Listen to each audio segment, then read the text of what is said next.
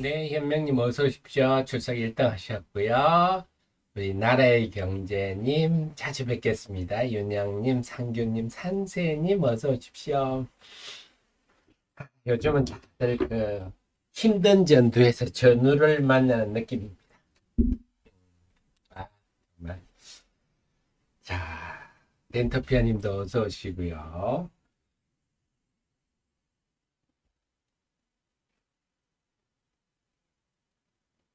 네, 지금 34분 38초 지나고 있는데요. 36분에 시작하겠습니다.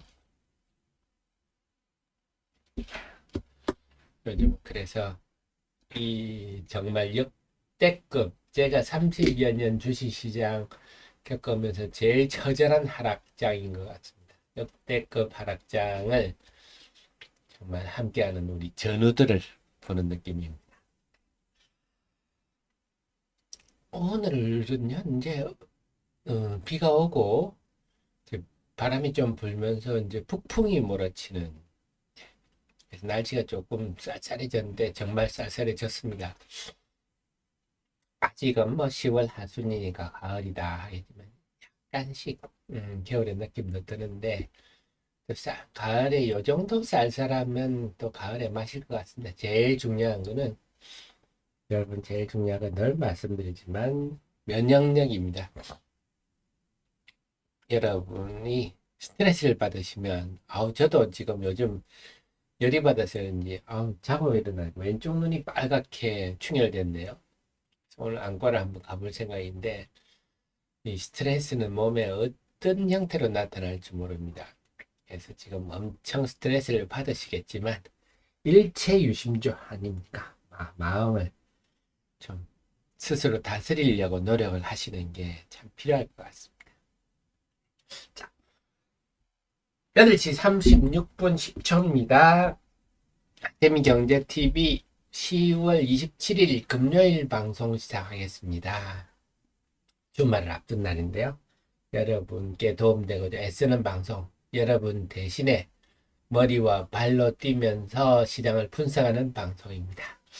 도움되고자 참 애를 쓰는데 요즘은 참 의도 같지 않은 그런 방송입니다. 자, 어제 미국 시장 결과 보고 깜짝 놀라셨죠? 아이고야, 또 니가 또 빠졌구나. 일단 영향을 줄 것 같아요. 영향을 주겠습니다. 우리 동수님 찾아뵙겠습니다. 자, 어제 미국 시장이 1.8% 굿뉴스이죠. 배드뉴스입니다. 어제 미국의 GDP가 네, 4.9% 4.6% 상승인가요? 2분기가 2.1%인데, 이야, 4.6%, 4%대 상승이다. 이게 좋은 얘기죠. 좋은 얘기인데, 주가가 빠졌어요. 그 말은 고금리가 이렇게 경제가 여전히 거튼튼하면 고금리가 계속 유지되겠다. 그런 게 반영된 거다. 이렇게 해석할 수 있습니다. 근데 이런 거는요, 결국 시장에 이게 좋고 나쁘고 사실 굿뉴스라 그랬잖아요. 시장의 어떤 해석의 방향이 지금 그렇다는, 지금은 고금리가 유지되는 재료들, 그러니까 굿뉴스는 다 악재로 해석하는. 만약에 어제 주가가 올랐으면 고금리에도 불구하고 미국 경제가 여전히 건강하다. 그래서 호재다. 이렇게 해석을 했을 겁니다. 근데 지금의 시장은 그 상황에 따라서 어떻게 해석하느냐에 따라 문제인데 지금은 고금리가 유지되는 글쎄 초점을 맞추다 보니까 떨어져서 어떻게 보면 참 억울하기는 억울하죠. 좋은 뉴스들인데 주가가 떨어지니까. 근데 내부적으로는요, 구글의 그 실적 악화가 큰 역할을 했습니다. 이게 사실 지금 충격을 주고 있어서 그런 거죠. 근데 지금 하지만 시간내로 인텔이 실적이 좋게 발표를 했습니다. 그래서 인텔이 지금 장중에는 소폭 하락했지만 시간대 지금 7% 상승하고 있어서 인텔은 아무래도 우리 반도체에 대 심리적으로 영향을 주는 영역이거든요. 그렇다면 어제 미국 시장이 나스닥이 1.8% 빠졌지만 우리 시장에 그만큼 영향은 주지 않는다. 그 다음에 아마존도 시간 내로 4% 정도 오르고 있는데, 아마존도 어제 장중에는 1.5% 빠졌지만 시간 내로는 4% 오르고 있어서 이 분위기를 보내고, 나스닥 지금 선물도 오르고 있는데요. 오늘이 금요일이라서 딱 하나 부담스럽기는 하지만, 왜냐하면 미국 시장이 금요일마다 좀 큰 폭 하락했어요. 이번 달에, 이번 주, 뭐 주말에 이스라엘에서 무슨 일 날까봐 다들 좀 불안해서 금요일이면 회피하는 경향이 나타나서 금요일마다 1% 이상 하락한 거, 그게 하나가 부담스럽긴 하지만 어제 미국 시장의 하락만큼 우리 시장이 오늘 영향을 주지는 않을 거다. 이렇게 볼 수 있습니다. 그나마 다행인데요. 다만 지금 일본 엔화도 또 최고치를 기록하고 있어서 원엔 엔달러 환율이 우리 원화도 어제 1360원, 그러니까 외국인이 우리 시장의 주식을 사기에는 상당히 끌끄러운 환경이다. 그렇지. 하지만 어제 미국 시장이 큰 폭 하락했다고 해서 오늘 우리가 절망할 상황은 아니다. 인텔과 아마존의 실적 호전을 감안한다면 나스닥 시장은 좀 금요일이지만 좀 상승할 가능성이 보입니다. 좀 염두에 두시고 대응하면 됩니다. 자, 또 하나, 이제 오늘 시장 이제 2차 전지가 지금 우리 애청자님은 이미 저랑 다 예전에 같이 공부를 했기 때문에 예감하던 분야인데, 역시 이 쏠림 현상의 부일종은 처절합니다. 자, 근데 여러분 아쉽게 이미 다 느끼시겠지만, 제가 이렇게 저랑 이렇게 같이 이 하락의 원인을 공부하는 이유는 이걸 잘 우리가 활용하지 않았다는 뜻입니다. 잘 활용. 하락의 원인을 알면, 네, 그 원인이 해소될 때 언제쯤 돌아설 거고, 그때 내가 어떻게 해야 되겠다. 즉 돌아설 초기에 우리가 공략을 해서, 이게 중요하거든요. 돌아서는 초기에는 과감하게 공략을 해야 됩니다. 과감하게 공략해서, 예를 들어서 이번 주 화요일 같은 데 있죠. 이번 주 화요일 같은 데 흐름을 한번 보시면, 이때 제가 장중 속보 때 뭐라 그랬죠? 개인들이 아침에 좀 강세로 출발했다가 쭉 밀릴 때, 이때 개인들 매도가 많았거든요. 이제는 담보 부족을 시달리는 매물들이 어제 같으면 보통 오후 한 2시 이후에 파는데, 아침 일찌감치부터 아이고 지금이라도 팔자 쭉 밀릴 때 요거는 기회다. 5장의 상승 종목의 전기에서는 강세가 있을 수 있다. 이런 장중 속보를 저희 카페에 올려놨지 않습니까? 이 구간에 주식을 예를 들어서 한 5에서 10% 정도 하락할 때 샀다가 이 5장에 5에서 한 10% 올랐다. 그 종목이. 그러면 하루에 뭡니까? 한 20%까지 먹을 수 있는 거죠. 그런데 만약에 이 상승이 이어졌다. 그럼 그 다음날 한 20% 먹으면요. 지금 순식간에 손실이 크게 줄어드는 이런 거거든요. 그래서 요 구간을 잡기 위해서 저랑 이렇게 분석을 하고 있다. 그래서 물론 지금 곱이 될 것 같으면서도 지금 안 되고 있어요. 계속. 될 것 같으면서 안 되고, 될 것 같으면 안 되더라도 계속 우리는 시도를 해야 된다. 그런 관점에서 원인을 찾아야 되는데요. 결국 지금 포스코가 최근에 쭉 밀리잖아요. 이 원인은 제가 어제 데일리에서 분석을 해드렸습니다. 지금 신용 만기, 정금률 100% 하는 바람에 신용 만기가 연장이 안 된다. 물론 여기 주가 하락에 따라서 담보 부족도 생기겠죠. 근데 담보 부족은 근근히 지금까지 메꾸면서 버텨왔는데, 신용 연장이 안 된다. 그러면 이제 그때는 답이 없죠. 대출금을 갚을 돈은 없잖아요. 그런 등등. 물론 심리적으로 쫓기는 매물도 있을 겁니다. 그래서 결국은, 지난 7월 13일이 미래에셋의 몰빵펀드가 타이거 2차전 소재 FN ETF가 상장되는 날인데, 7월 12일부터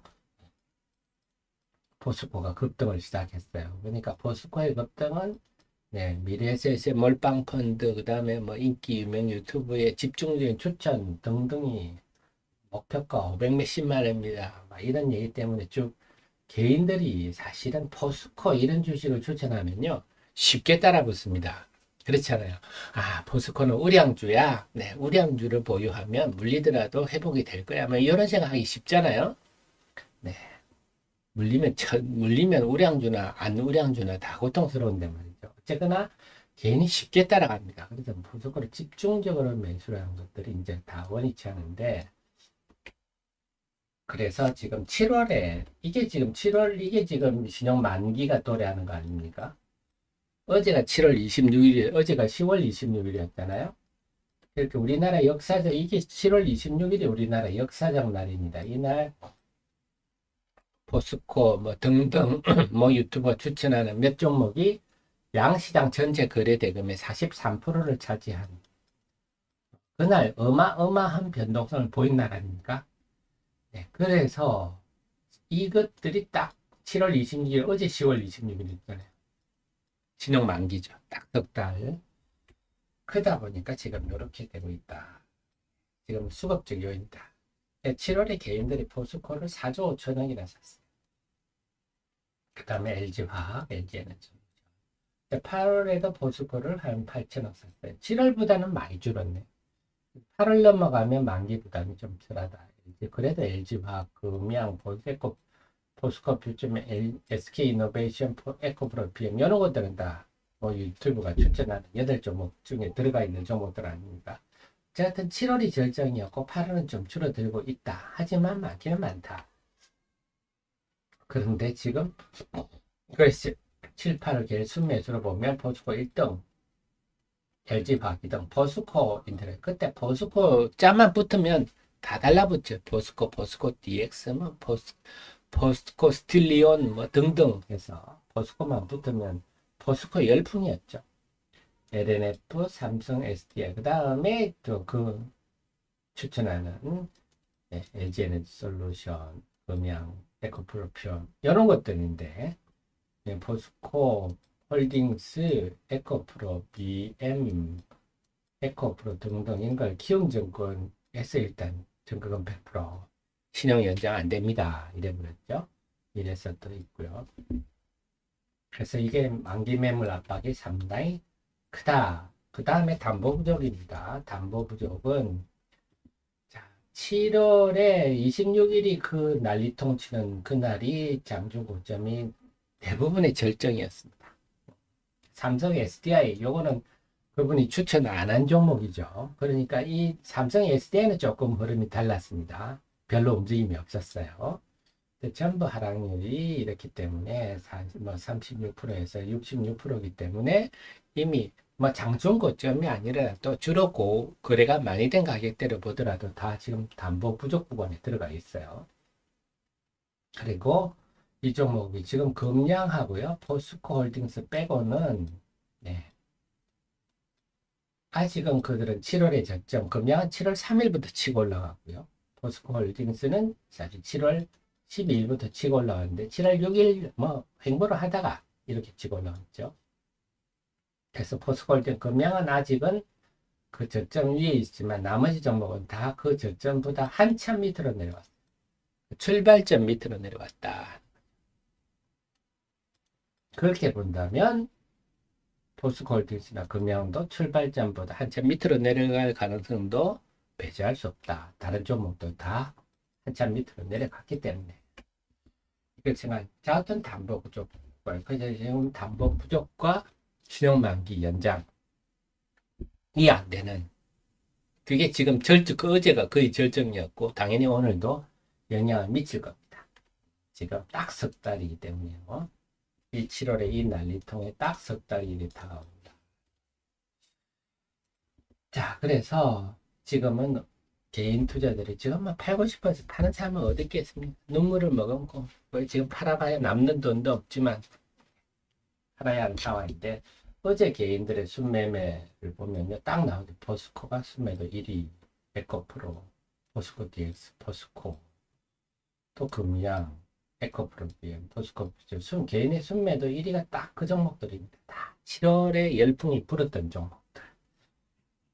그래서 집중, 그래서 제가 쏠림 현상, 부작용을 낳는다. 이들 자체도 그렇지만요. 여타 선량한 종목들, 예, 늘 우리가 겪으면 삼성전자, 하이닉스 집중되는 경우에는 여타 종목들이 아주 싸늘해지는 거하고 비슷한 상황이죠. 본 당사자들도 힘들고 주변도 힘들고. 그래서 어제는 개인들의 순매도 종목이 지금 환경이 그대로 드러납니다. 그래서 이들 종목은 지금 구조적으로 굉장한 그 매도 압력에 시달리는 구조적 상황이다 하는 걸 알 수 있습니다. 네, 그래서 지금 그런데 이 전기금리를 100% 상향이 예, 지금 포스코홀딩스 같은 10월 24일부터 그 신용이 확 줄어들고는 있는데 지난해 보니까 6만 주, 5만 주, 6만 주, 5만 주가 무슨 포스코홀딩스의 주가에 뭐 크게 영향을 줄 리는 없죠. 에코프로 BM도 2만 주, 만 주. 이게 큰 영향을 줄 거여서 지금 담보 신용이 연장이 안 돼서 매물은 나오지만 그런데 이게 주가에 따지고 보면 직접적으로 큰 영향을 줄 규모는 아니다. 이런 생각 들고요. 다 그래서 심리적으로 지금 영향을 주고 있구나. 이렇게 볼 수도 있습니다. 물론 뭐 현금으로 산 것도 있고 기관들도 15% 손실 나고 이러면 로스카 규정이 있고 하니까 매물을 부르는 국면인데 증거금리를 100% 상향이 아주 막 직접적으로 큰 영향을 수급적으로 큰 영향을 줄 정도는 아니다 이렇게 볼 수가 있겠습니다. 심리적 영향을 주는구나. 그래서 지난번에 이 반등이 야무지하다가 중동 문제가 격화 우려, 확전 우려 등등 되면서 결국 이렇게 빠져버렸죠. 이번에는 또 기대를 했는데 저는 이번에 상당히 기대했는데 이제 중동 문제도 또 뭐 이미 반영돼 버렸고 해서 크게 나올 게 없지 않느냐 하는데 뜻밖의 2차 전지에 실적 발표되면서 2차 전지에 외국인이 대량 매도하면 또 꺾여버렸어요. 사실 이날이 아까웠죠. 어제 그제. 왜냐면 전날 미국시장이 크게 올랐기 때문에 채권 금리도 떨어지고 네. 아주 요인들이 좋았는데 2차 전지에 대한 외국인 대량 매물을 쏟아내면 꺾여버린 게 컸습니다.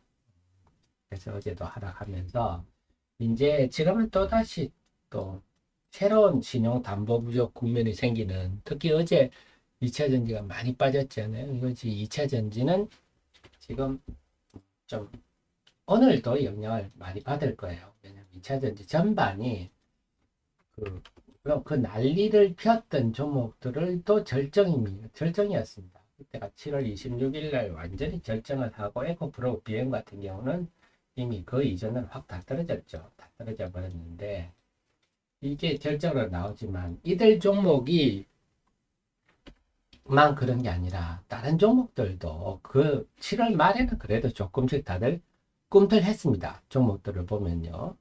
물론 제이오 이런 것도 최근에 어제 쿵 떨어졌는데 제이오도 막판에는 좀 꿈틀거렸어요. 이런 게 이제 이렇게 나타나요.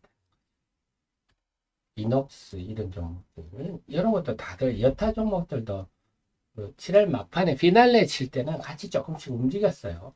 그런 게 지금 다 이제 3개월이 딱 되니까 계속 이렇게 압박이 옵니다. 그래서 지금의 2차 전지 전반은 수급상 어쩔 수 없는 매물로 지금 다 내몰렸다. 만기도 있고 담보 부족도 있고 뭐, 빠지니까 또 뭐 2차 전지 업황이 어쩌고 저쩌고 하는데요. 그건 제가 볼 때는 별로 설득력이 없다. 그래서 지금은 철저히 수급 관점에 보시고 그렇다면 이걸 보면 우리가 앞으로 언제 시장이 좀 안정될지 예감을 해볼 수 있는데요.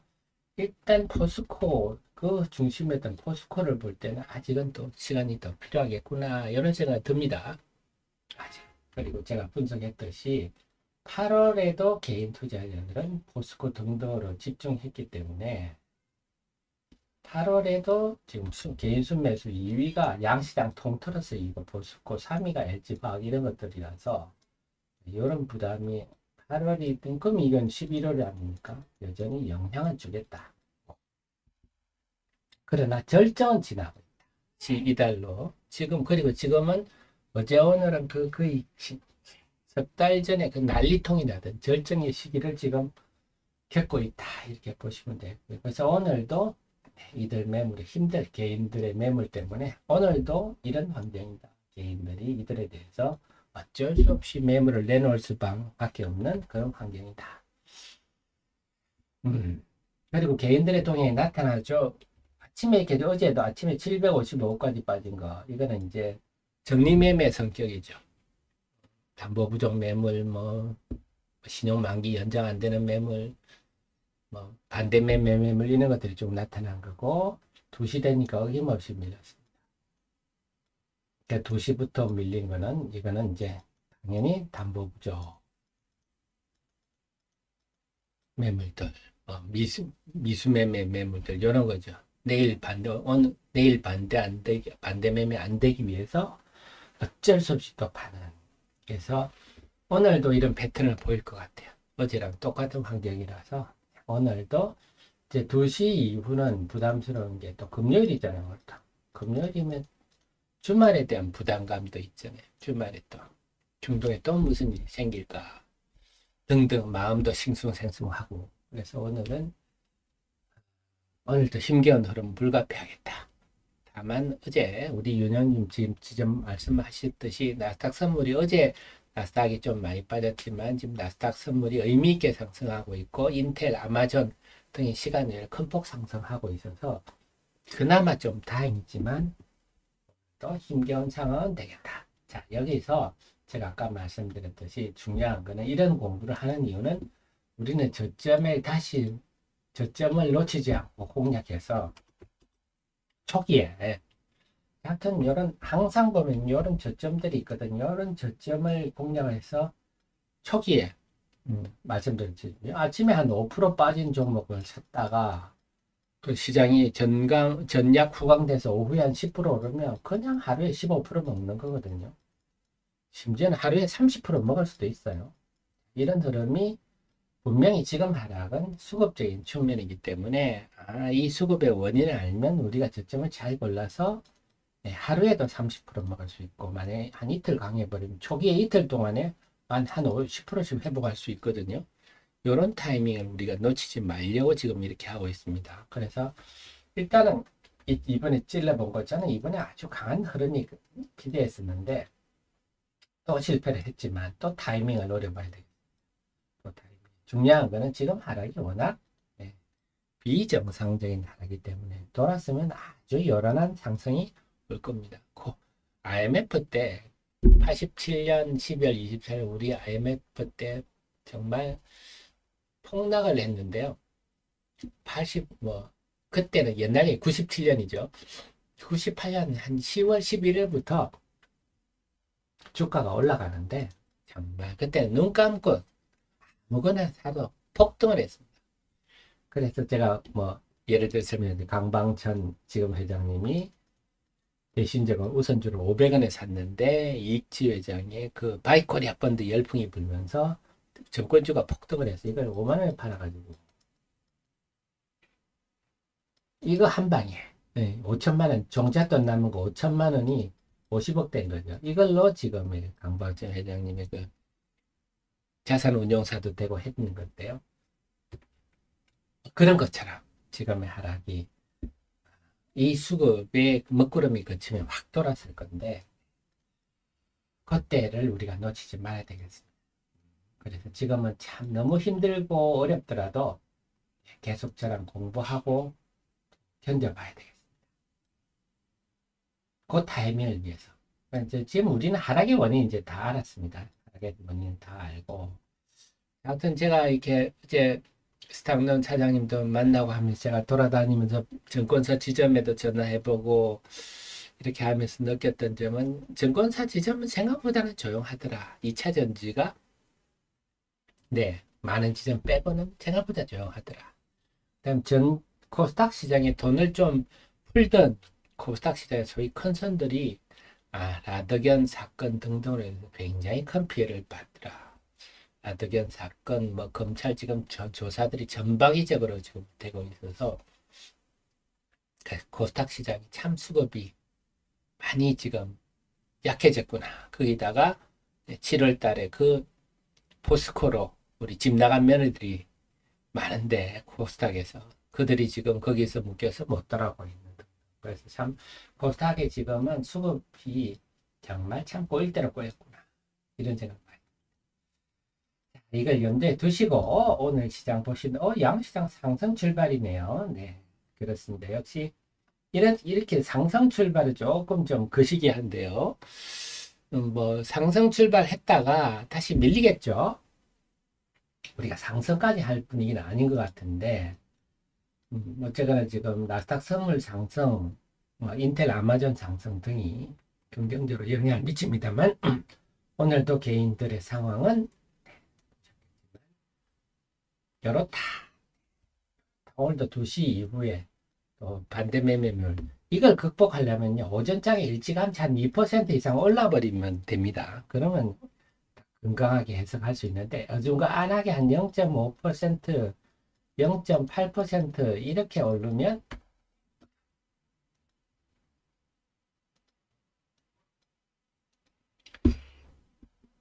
네, 9시 20초입니다. 여러분을 가장 사랑하는 방송, 여러분께 도움되고자 애쓰는 방송, 여러분들이 잘 되시기를 너무나 소망하는 방송, 하태민 경제TV 개장 방송 시작하겠습니다.